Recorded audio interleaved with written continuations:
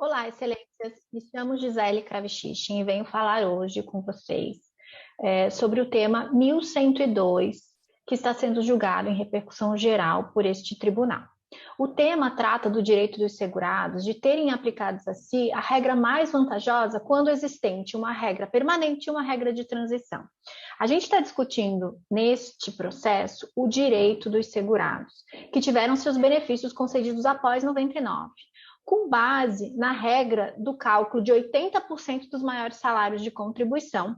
E a questão aqui é se, para eles, deve ser aplicada a regra prevista no artigo 29, inciso 1 e 2 da Lei 8.213, que fala em 80% dos maiores salários de todo o período contributivo, ou se a gente deve aplicar a eles a regra de transição de forma obrigatória, sem qualquer análise de qual é o mais vantajoso, né? A regra de transição prevista no artigo 3º da Lei 9876 de 99. Para contextualizar, excelências, é importante a gente lembrar que em 1999, com a Lei 9876, a gente teve a alteração do período básico de cálculo dos benefícios concedidos pelo INSS, que mudou de média de 36 contribuições para a média dos 80% maiores salários de contribuição. E essa lei, por estar trazendo uma mudança muito significativa, além de trazer o fator previdenciário, aumentar o período básico de cálculo dos últimos 36 para toda a vida contributiva do segurado, que é a regra nova prevista no artigo 29, se trouxe uma regra de transição no artigo 3º, que não está no texto da Lei 8.213, que está lá na Lei 9876. E esse artigo 3º diz o seguinte, olha, para quem estava contribuindo antes de 99, a gente vai possibilitar, além do cálculo de toda a vida contributiva, a gente vai possibilitar um cálculo que use os salários a partir de julho de 94. Então, mudando lá de 36, que seria 3 anos, para ali de 99 a 94, mais ou menos 5 anos, e aquilo foi aumentando depois com o passar do tempo. Então, era uma regra para beneficiar os segurados, não para lhe prejudicar. E isso é a síntese, a íntegra de uma regra de transição. E é uma regra de transição prevista lá na lei que trouxe a alteração da regra principal. Então, o que a gente discute aqui é o direito do segurado, e destacamos aqui, é um grupo pequeno de segurados, porque a maioria dos trabalhadores é beneficiado com a média posterior, apenas com salários posteriores a julho de 94. Mas um grupo que contribuía muito com valores mais altos antes de 94, né, e que talvez não tenha conseguido manter essa contribuição ali no final da vida laboral após 94, para algumas pessoas, essa regra é mais vantajosa. Mas é mais vantajosa por quê? Porque ele efetivamente contribuiu.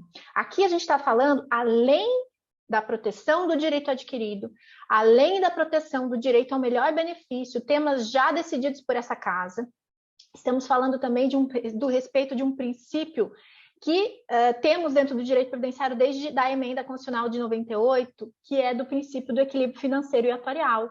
Só que talvez pela primeira vez na história, aplicado em favor do segurado. Vejam, excelências, nesse caso, o segurado não quer nada mais, nada menos do que aquilo pelo que ele pagou, pelo que ele contribuiu.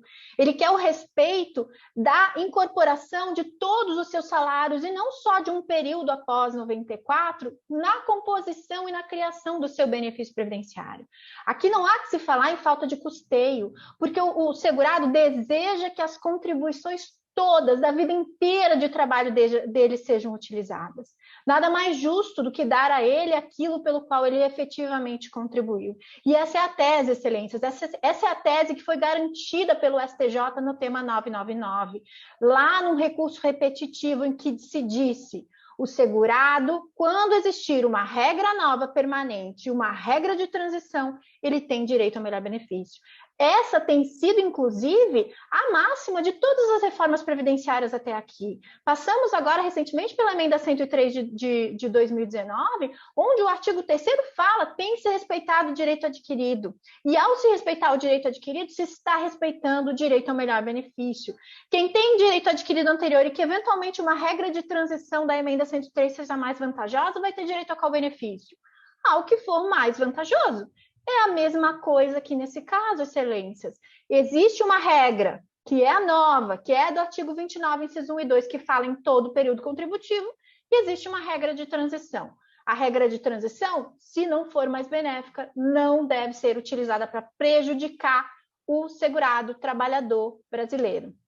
Então, excelências, tanto a parte recorrida, né, quanto toda a sociedade brasileira clama que Vossas Excelências garantam no presente caso a reafirmação, né, a continuidade da tese firmada pelo STJ, no sentido de garantir aos segurados, aos trabalhadores brasileiros, o reflexo previdenciário, o direito ao benefício que tem relação com aquilo que foi efetivamente contribuído. Dar aos brasileiros aquilo pelo qual eles efetivamente contribuíram. Excelências, obrigada pela atenção e requer, então, a parte recorrida que seja mantida a decisão do STJ, que seja entendido pelo direito do trabalhador a regra que melhor lhe resultar o benefício, já reforçando aquilo que essa casa já disse no tema 334, também em repercussão geral. Obrigada, Excelência.